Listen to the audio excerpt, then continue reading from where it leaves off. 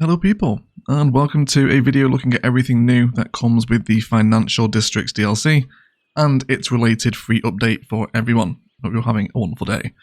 Let's dive straight into it. So of course this whole DLC is based around banking and finance. You would have seen many tutorials and videos from the official Cities channel from this DLC over at the last few weeks.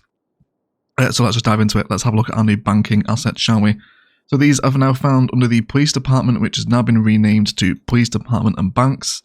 And there is a new tab within this for banks where you will find the small bank, the large bank, and the skyscraper bank. So what exactly do these do? And they will reduce the commercial zone crime rate by using cash vans to safely deliver money. And of course, the bigger the building is, the more capacity it has for vans and cash collected, etc. And don't forget guys, if you are missing this DLC or indeed any others from Cities Skylines or any other games that you've missed over the years, please check out the link to Instant Gaming down below. It does help support the channel and you can get yourself some insanely cheap games these days by using it, so thank you very much.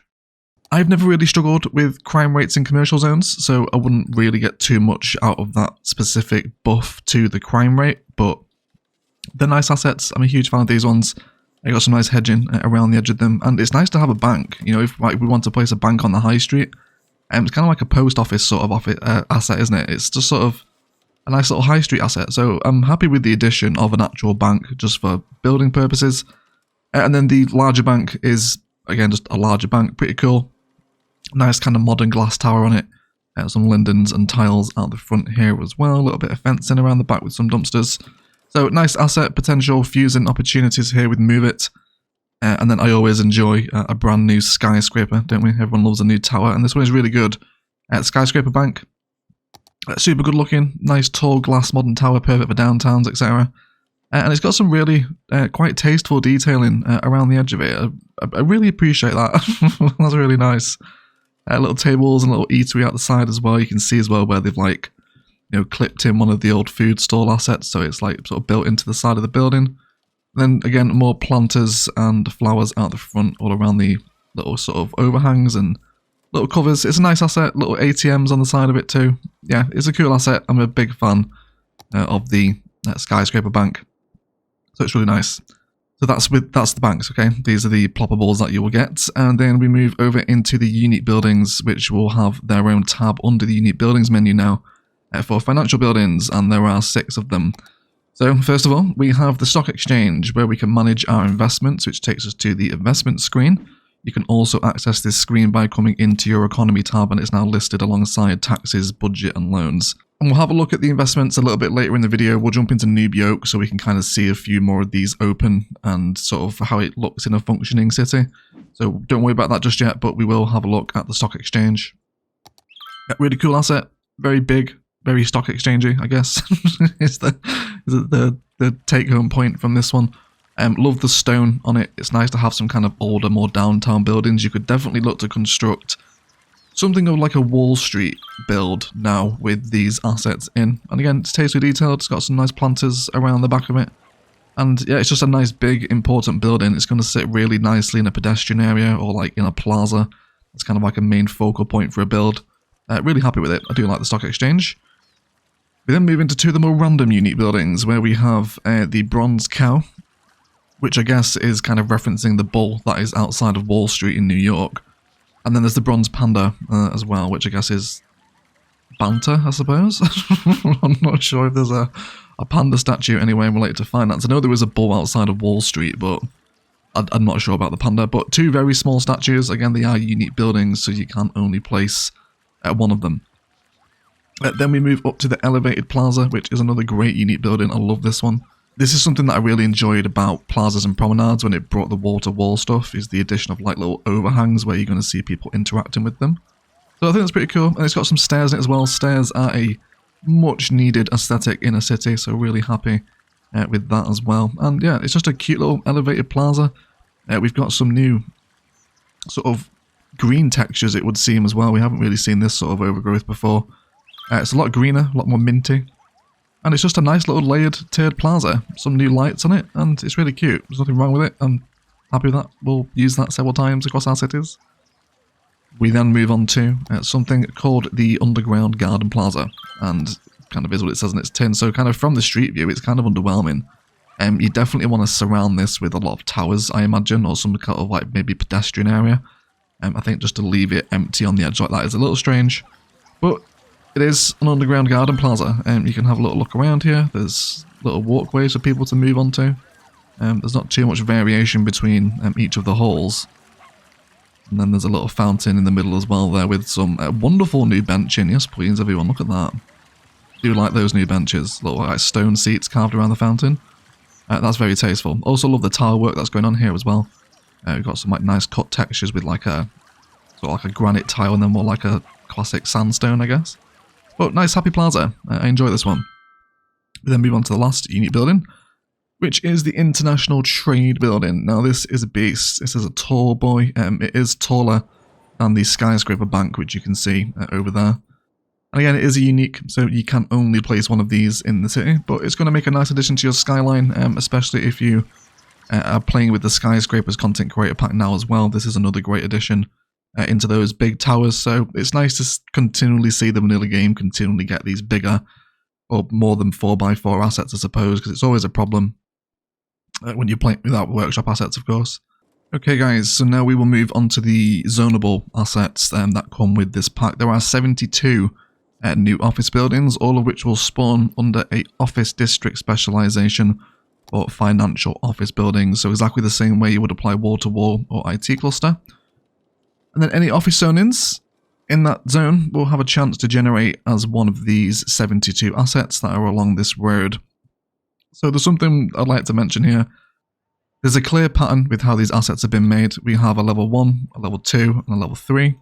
And you can see this pattern repeat, okay, 1, 2, and 3, 1, 2, and 3. So it's the same bottom asset, but what seems to change is that it gets a glass tower placed on top of it. This does look alright in some situations, but for some of these buildings, this is really, really garish to the point you would almost always want to use the level 1 assets. That's just my personal opinion. You might love kind of the stone tower or the stone base with the glass tower on top of it, and it works for some of them, but not for all. So we can see this in action here just by having a look at level 1 building, then the level 2, and the level 3. So I kind of prefer just the regular stone base. It's an older looking building, and it's got some nice props outside of it. And then I do like the balcony here, I guess. This is pretty cute. And yeah, this maybe isn't the best example of it, but you see this one's a little bit more abrupt, like you have this really kind of old stone building. Some new banners out the side here as well, all related to the financial district stuff, which is pretty cool. I'm happy to not see octopuses everywhere. The whole neon branded things. But you kind of get the impression of this, I hope, right? You've got a basic tower, and then it gets glass added on top of it in varying different heights as it goes up through its levels. Like I said, it works better for some assets, like this one here is like a really nice cornerstone unit. I just don't want a glass tower on top of it, so probably end up historicalizing a lot of them. But there is some very nice fusible assets here. You can imagine kind of 4 of these in a block using Move It to create sort of a little trade center or investment center within a specific kind of financial theme build. There's a lot of possibilities here.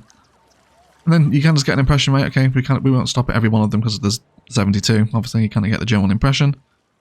And again, this is where it gets a bit kind of awkward, you see? See what I mean? It's kind of like plonked on top of it. I don't know, maybe there are buildings like that in the world. It seems a little unnatural to me, but I'm not that well travelled, I guess. Maybe there is buildings like this. This one doesn't work too badly. This one's a little bit sort of more acceptable, I think, with the glass on top of it. I think it's when it's like super old stone and then the glass is just on top of it. It's like a very kind of harsh clash of architecture styles, I think, and that's kind of what draws my eye the most. But there's not too bad. You can kind of get a general impression of the different variations. You can imagine how you'd piece all these together and sort of fuse them. If you're playing with Move It, indeed, you can bring some pretty significant height into your skylines if you're playing vanilla. Definitely switching a little bit of this, although you definitely want to specifically zone this. I think mass zoning. This would lead to a lot of kind of like this stuff spawning in next to like maybe one of these like super tall glass towers. It'll look very erratic. So you will have to be careful, I think, with the financial buildings district specialization. There is a fair sort of variation, I guess, of assets that come with it. We are currently on one of the new maps. This is Narrow Passage. You guys will be getting 2 tier lists this week. one for the maps that come with the DLC, and then another tier list for Cities map pack, which is of course releasing at the same time as this, which is today by the time you guys see this video, of course. So that is every asset that comes with the DLC. It's quite a few assets for such a small DLC, because of course this is more of like a mini expansion as opposed to a full-blown expansion like Industries or Part Life, etc. So we'll dive into Noob Yoke now and check out the kind of investment functionality and see how it works. Okay guys, so welcome to Noob Yoke. So let's take a little look at just exactly how the stock exchange functions. So when you place it, you will notice that on its tooltip, that financial district office buildings, those are the zonable ones that we just looked at, will pay a higher tax rate. So it goes up from like 1 to 4% based on how close they are to either a stock exchange or the international trade building. Now the buff around them, again, you can see its area of effect as to where that tax buff takes place. If you overlap them, they don't stack, so there's no bonus to overlapping them together. You want to place them pretty far apart so you're making the most of that overlap to increase the tax bonus of your financial trade buildings, and you will see that indicated on their little overlay once you click on them as well. So I really want to find out just exactly how cheesable this system is. So from my current understanding, this is essentially a way to print money, okay? So let's take an example here. So here we can invest in healthcare services. You can use the graphs that do appear on these as to, you know, judge a good point of a sensible point of when to buy. You know, if the stock's falling, then is a good time to buy. You can also invest in various different types of industry. Of course, it will upgrade based on what you do and don't have in the city. So let's take a look at exactly just how this system works. So there are various different investments that are all tied to things in your city. So the farming industry here is tied to all of the farming industry within Noob Yoke. And you will notice that I don't have that much oil placed down, so I haven't actually unlocked the oil investment yet. So these investments are directly tied to what happens in the city. So for example, if your factory starts to run out of products, then your factory and your industry stocks are going to fall through the floor. So it's something to bear in mind, but I kind of want to do a little test here just to see how much we can cheese the system. So right now we have the healthcare service fund. It's kind of balancing out. It's worth 1,000. It sort of dips down a little bit there. And we'll just let the game play, and you just kind of get an impression as to how it kind of moves around and sort of stabilizes. So let's come into our budget, and I'd now like to drop the medical budget all the way down to 50%, and then let's just see how the healthcare service fund behaves after doing that.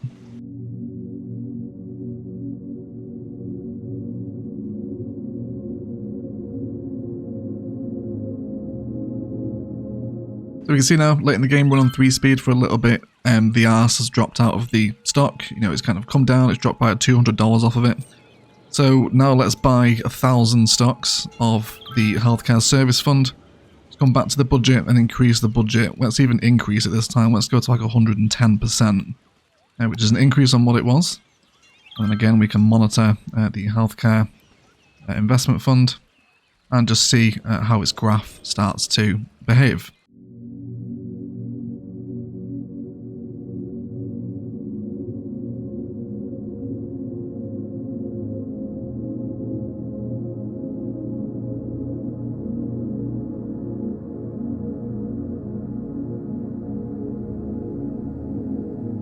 Okay, so there we go. We can see that the game has read the increase in budget, and I can now sell my stocks at a profit of just over $250,000. So it's very cheesable, it would seem. It's a way to essentially print money in the game. I can't really see myself ever just kind of stopping building cities to come and do some stock trading. My cities tend to make enough money on their own, but I guess it's a nice little mini game to kind of come and drop into. You can, you know, increase the tax budget of your financial office buildings. And I do like the aesthetic of the new stock exchange stuff. Some new towers in there as well. The new plazas are pretty cute. You see I've placed them sort of next door here to the stock exchange. And it's alright, I guess. It's okay. Probably not the greatest ever DLC we've seen for Cities Skylines, but there's new assets, a new way to make money. Saves, I guess, part life cheese and everything all the time. But it's not too bad. So also, as part of the free update, there are a whole bunch of new sim variants that you will notice walking around the city now, alongside some New pets as well, which again is a very subtle change. But it's always nice, I guess, to have different variants of Sims. It's not always the same people walking around now, so that's pretty cool. I'm going to fly around Nubioke until I can find you one of the dogs or the cats, because this is quite hilarious. There's some almost panther-looking pets in the city now, so I'll be right back once I've found one. Here's one of the new doggos. Yes, please, everyone. This is the best free update, right? This is what we've all been waiting for. But he has a green chest and one green paw. I'm not entirely sure on the breed, but you will now see some dogs walking around. And here is one of the cats. That is a big cat. It's huge. It has like Puma vibes, doesn't it? I don't think it's quite a house cat. Definitely some kind of wild cat, but at least you'll see them. You will now see new cats, dogs and people walking around your cities as part of the free update. Also, as part of the free update, you guys will be receiving 6 new colour corrections. These essentially function as LUTs for those without the workshop. You come into your options, and then under graphics, your preferences, the colour correction override setting here. You will stumble across 6 new ones. There is cold, dark, faded, neutral, vibrant and warm. I will just leave this view up on the screen with all 6 of those LUTs in, and you can decide whether or not you actually like them.